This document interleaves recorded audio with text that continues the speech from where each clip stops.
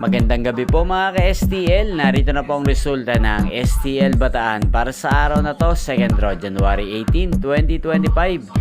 Araw ng Sabado. Naway ang mga natayan nyo pong mga numero kanina ay manalo nawa ngayong hapong ito, 4 PM. Kaya kunin nyo na po ang inyong mga tickets. Narito na po ang resulta.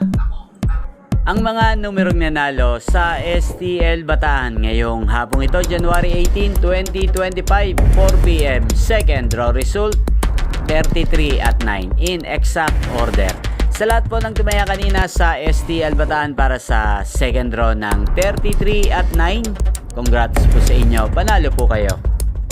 At ngayong hapong ito sa STL Bataan, natin pong i-shoutout si Ate Susan ng Bataan.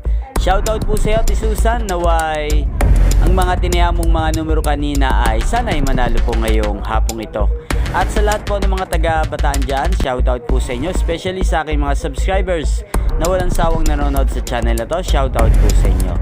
Inyo pong napanood ang resulta ng STL Bataan sa channel na to, Roderick Hernandez TV.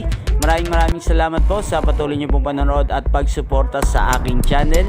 Magkita-kita pong muli tayo mamayang 8 PM. Thank you for watching.